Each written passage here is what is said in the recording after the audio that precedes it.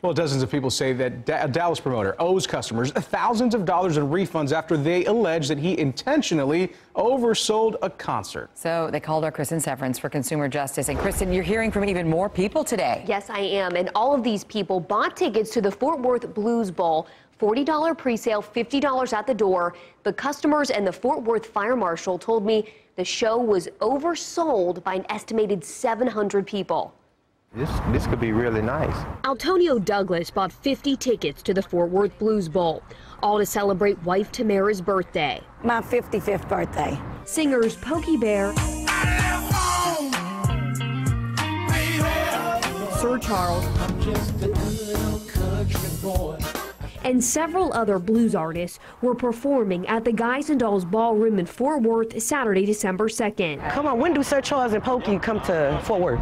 Never. The $40 pre-sale tickets were being sold at 4 different Fort Worth businesses. The store managers told Consumer Justice promoter Alton Linwood would come by and pick up the ticket money every day.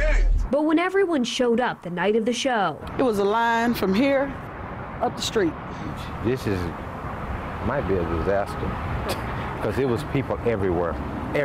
The ballroom was quickly packed with people, but customers say hundreds of people with tickets were not allowed in, like Sinchelle Rochelle. I didn't get to see nobody perform. Nobody. Although they said you could get in if you paid $50 at the door. And you disregard the people that has tickets To get in. and get to the people that's paying and let them right in. That right there is shady. A few hours after the show started, Listen up! This venue is shut down by Fort Worth FD.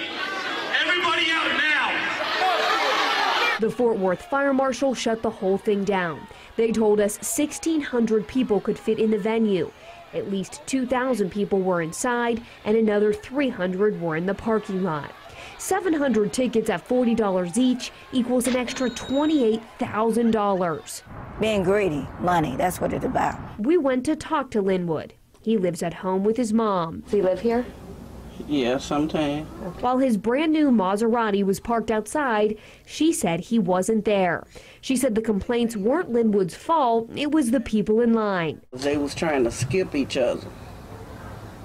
And the police said that they had like 100 and some calls for Fort Worth people that was acting silly. Customers say the only person in the wrong is Linwood. I want my money back. You should never throw a show like this ever again in your life, period.